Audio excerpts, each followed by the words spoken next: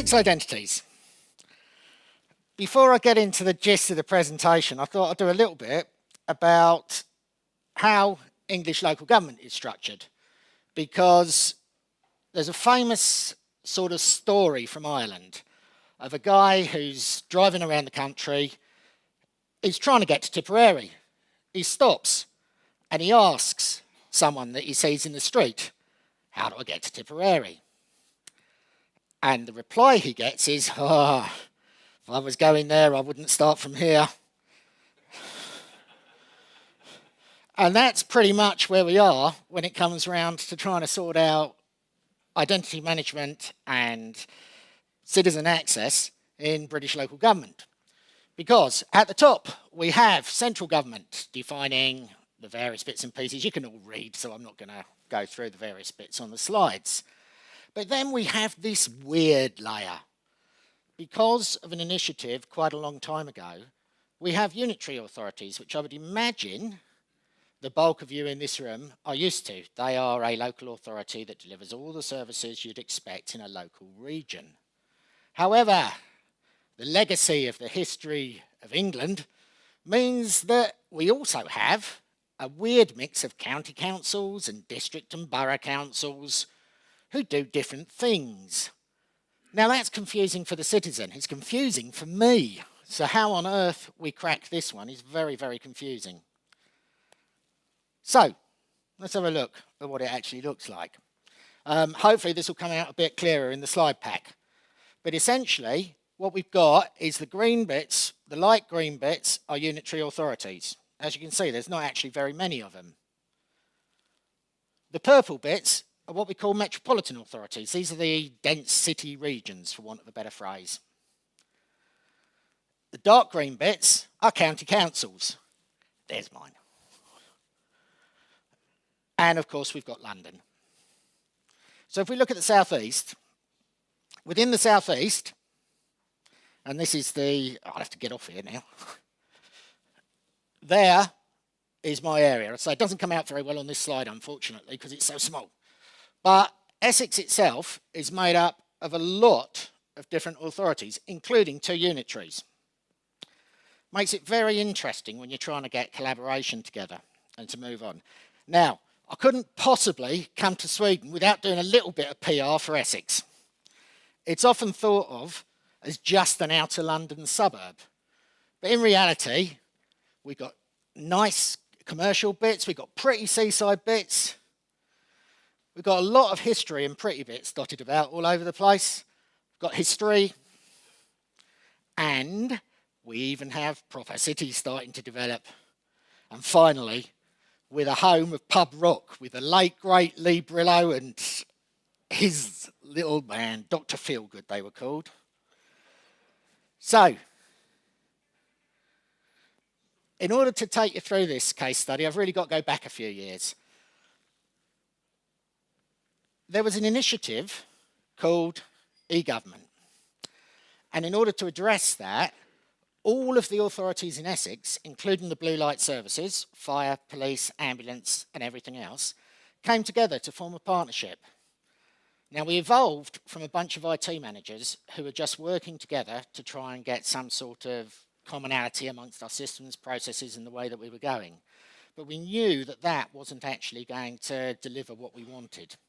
So we created a subscription partnership. So we actually paid for central support for all of these sovereign authorities. We all do things in our own right, but this partnership enabled us to move forward.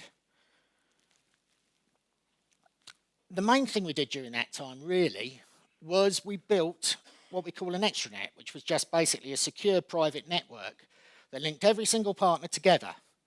Didn't have a clue what we were going to do with it, but we could see that this was probably going to be a key facilitator for the future. So when the actual main e-government initiative came down, we could see that the common challenges would actually help us start to build intra-organisational bonds. And more importantly, data sharing and information sharing and process sharing. We realised very early on, you're not going to get agreement amongst 17 different sovereign authorities. So as a result, we started using small groups of 5 or 6 different authorities to pilot initiatives. And then, at about, well, I suppose it was about 2003 and 4, we started to look at identity management. Really, because it's the key to e-government. Trouble was, it was frighteningly expensive, and when it came down to it, there was no real business case. But as chair of that group within Essex Online Partnership, I actually got invited up to the office of the Deputy Prime Minister to talk about this. That's quite an experience. It's the first meeting I've ever gone to where I was politely asked not to come back because I was too practical. Now, essentially what you had was a bunch of dreamers who were looking to the future, who were looking to what might be delivered, but had no funding and no real idea about how to deliver it on the ground. So I toddled off back to Essex, slightly depressed, and started to look at how we could build a citizen identity model across Essex. We worked with a private sector partner, and we came up with a really good model. Well, I would say that, wouldn't I? Based around SAML tokens and the federated trust that we'd actually generated through our partnership across the partners. And then we built on that a series of governance frameworks, including information security policies that were actually shared by every organisation that's going through there, information sharing protocols, everything else that enabled us to deliver true shared services. And we were pretty pleased with this. Sounded a really good way of starting to crack the identity nut. But, and there's always a but, isn't there? The ODPM got to hear about it. That's the Office of the Deputy Prime Minister who threw me out of the meeting and everything else. So, they weren't happy. The dreamers within the ODPM were working on a very similar project that they were branding as Government Connect Register. And the problem with that was that during our commissioning meeting, they wandered down, announced that, and promptly torpedoed the whole project because the sign-off from the managers just simply wasn't going to come if ODPM were going to be producing the same thing. So I was a little fed up with that, but that's the way it goes sometimes. Time passed, the e-government agenda morphed into a whole load of other English government initiatives designed to move us down the e-gov route. And in reality, we didn't really get very far. The Essex Partnership continued. It grew from strength to strength. It moved on. We became one of only 4 aggregated networks in the country that received the top accreditation from the government. And we started actually doing proper shared services between partners with centres of excellence. Now, the ODPM stopping our project was actually a good thing in hindsight, because in reality, the technology wasn't there. We could develop it, we could move on, but we couldn't do anything with it. The CRMs of that day simply wouldn't cope with what we wanted to do. So as time's passed, that's changed. Technology's moved on as it always does. And now the concept of digital by default service delivery and authenticated citizen access is a reality. And more to the point, it's now affordable, which it certainly wasn't back in those days. So, back in about 2014 or so, the chair of one of our working groups invited Verisec down to give us a demonstration of their product, mainly because we knew they'd been working with the UK government on various projects, plus a lot of other stuff on the 2-factor authentication. The drivers for it were 2-factor authentication across a lot of the partners was coming to end of life. So we needed to do something about replacing that. But that's not really what floated my boat. 2-factor authentication is 2-factor authentication. It's a procurement decision. It's not a route in its own right, and it doesn't really deliver service improvement in its own right. It just enables it. However, what I could see from the model that Verisec put to us was that in fact we'd got very close to our old model, our old citizen authentication model, we'd got something that, with a little bit of thought and a little bit of development, could actually deliver what we've been looking for all that time ago. Now, critical success factors for governmental two-factor authentication. It's got to be free to the user, or certainly it has in the UK. If you try charging your users for it, they are not going to take it up. It's got to be easy to use and easy to sign up for. There have been several UK government initiatives based around citizen authentication, and virtually all of them have failed unless they've been totally mandated. And the reason is they are very difficult to actually sign up for. It can take ages, and they're very clunky to use. Now, from the provider's perspective, whatever solution you're using has got to be very, very easy to manage and secure. We're not about identity management, we're about service delivery. So we've got to be able to actually keep all of that in line without creating additional cost for us as a business. And ideally, it's got to be valid across the public sector, and I'll come back to that towards the end of the presentation. So,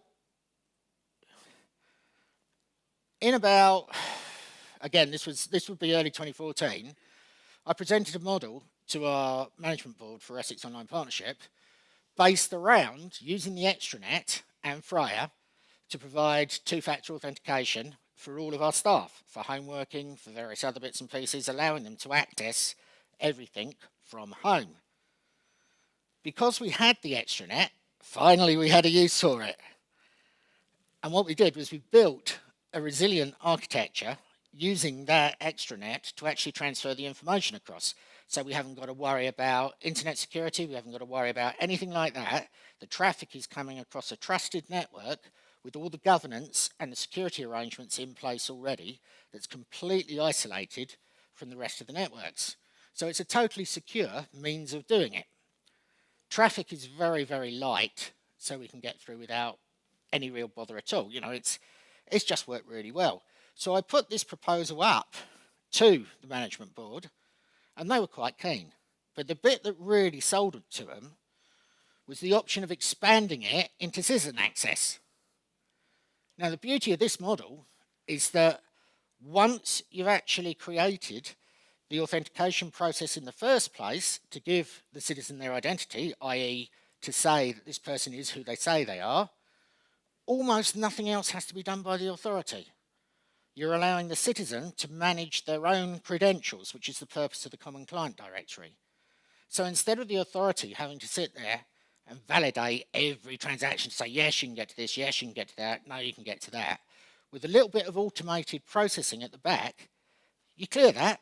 You've made a seamless model for web or cloud-based delivery to the citizen under 2FA. Now that opens up a whole new market, a whole new ballgame for us, because we have an awful lot of transactions that have to be authenticated. So, I got sign-off. I got the chance to actually start doing it. We talked to Verisec about a proof of concept, and that's where the problems really started. Essex County Council, who, if you remember that model at the front, with the top-tier authority, had already decided to go with Ware. So we thought, hey, great, we'll save a few quid. We'll go in with Essex County Council. Unfortunately, they're not very good at delivering products. Plus, they had a lot of legacy applications they had problems with. So we talked to them for about 3 or 4 months and eventually decided we just weren't going to be able to do that. So we took it on ourselves. We said, we'll have a box. And being a techie as well as a strategist, I said, I'll host it. Brilliant. Put it in, relatively seamless, went in very quick. Malden was up and running dead quickly. We then tried to start using one of our neighbouring authorities. Now, that was a challenge. But as it turns out, not down to the technology, but down to the actual support capabilities of the authority itself. So eventually I wound up having to go over there to rebuild their architecture to support this. It's not a problem with the software at all, it was just they didn't understand their own architecture, which will be a common theme. I'll come on to that in a minute as well. So we got that up and running. But when we were playing around with it, we had some issues with the rule base. We had problems where sequentially things weren't quite working properly. So I wanted a third authority to actually deal with that.